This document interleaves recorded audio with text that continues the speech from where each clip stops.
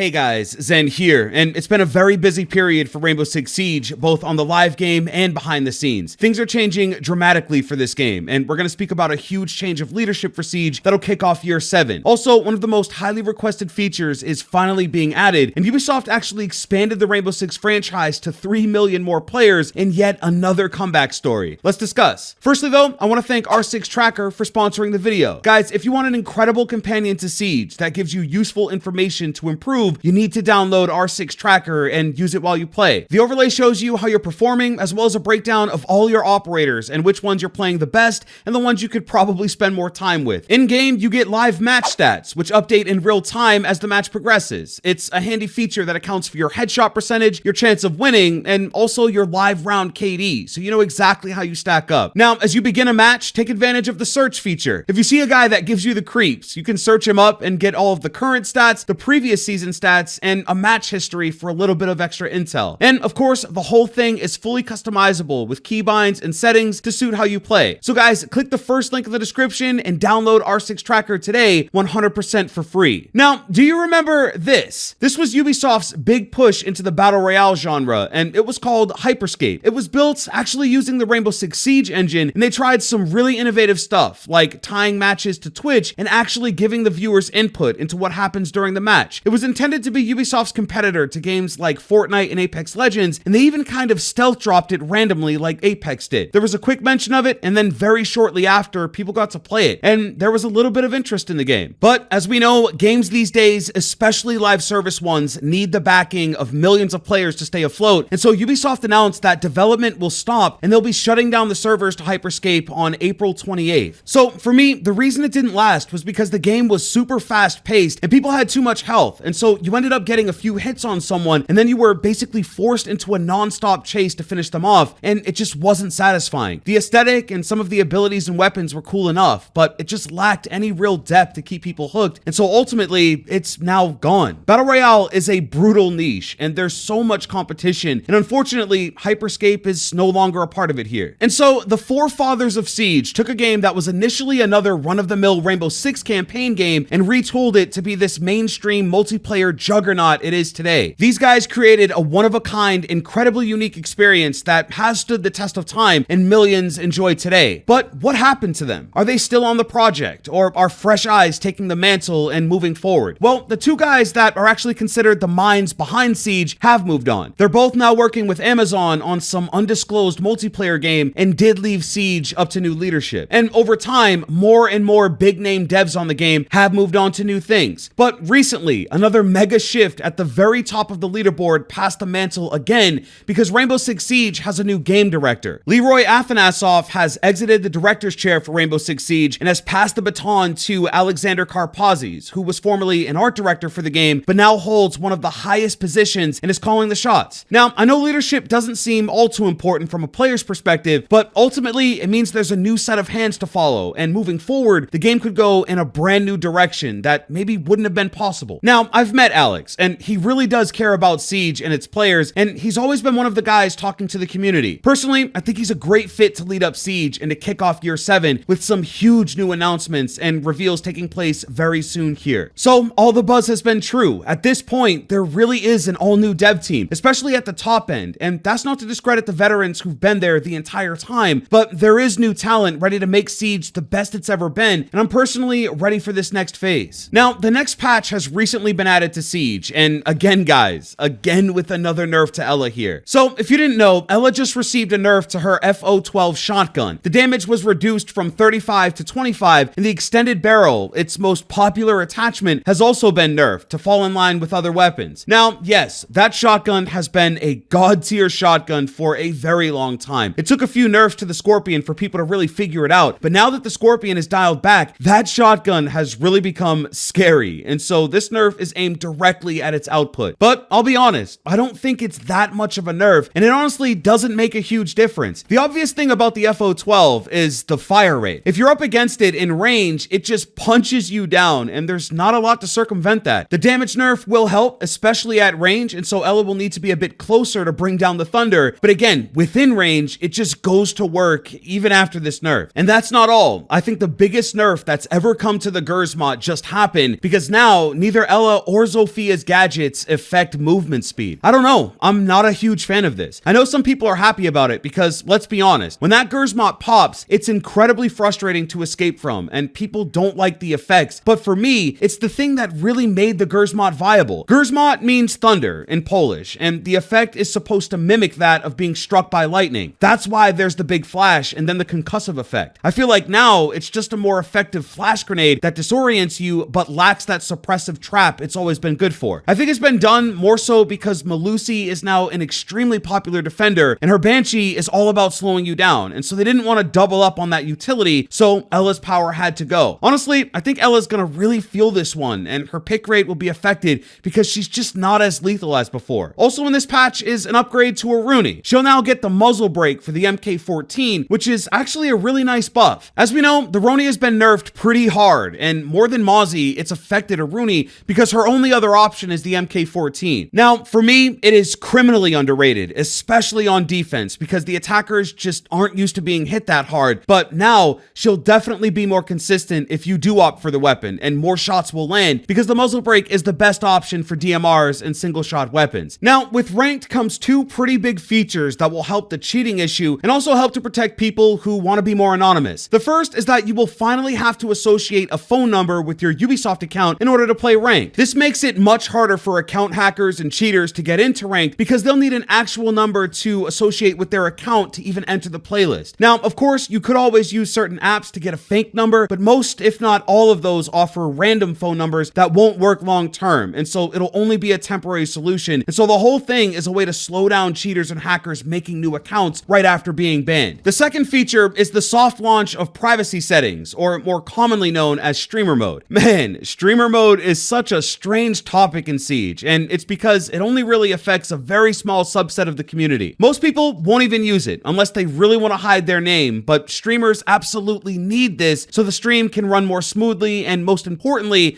more fair, because stream sniping is a kind of evil you never want to experience. So they've now added the ability to set a nickname that can be basically anything, and it'll be followed by numbers in game, and also the ability to hide other players. Again, it is a soft launch, and they say it'll be an iterative process, and when it goes live for everyone in mid-2022, so somewhere around season 2 of year 7, it'll be a full suite of options and hopefully best in class. Now, the biggest concern has always been third-party overlays. Most people in ranked, on PC at least, use a third-party app like our sponsor R6 Tracker alongside the game for an enhanced experience, and in the past, those overlays still saw the normal in-game names. But it's been confirmed by most, if not all, of the third-party R6 overlays that they're working directly with Ubisoft to make sure their overlays work alongside the privacy settings. So no matter what you're using, these settings will work and will be effective for everyone who decides to use them. Finally, guys, Ubisoft announced that R6 Extraction actually surpassed 3 million players, and that is a huge milestone for this game. Extraction has been through a very tough stretch, from a full name change to gamers not really supporting the project for a number of reasons, and a lot more. It kind of entered the industry on the back foot, but the devs really pulled it through, and I think listened to a lot of the feedback and set it up for a better perception. They dropped the price, showed off the hardcore Maelstrom mode, and added it to Game Pass, so it really saw a ton of benefit from doing this. On top of that, the game actually reviewed quite well, and I think the unsung hero here is that it released in great shape. Whether you enjoy the gameplay or not, it is very polished. Crossplay works great, and the game just works right at day one without any serious bugs or issues. And so I think Extraction has a healthy next few months ahead, and I've seen a lot of people really enjoying this one. Actually, one area people want to see Siege take inspiration from is the store. Some of the skins in Extraction are gorgeous, and Siege players kind of want that same attention to detail in Siege, and I agree. I think they did a great job with cosmetics. So yeah, Extraction reached the 3 million mark, and the game performed better than a lot of people expected. And that's it, guys. Lots of fun stuff planned here on the channel, including year 7 reveals and some exciting fresh content, so get subscribed and turn on notifications for more. Thanks so much for watching, and with that, I'll catch you guys in the next one. Hey, I'm out.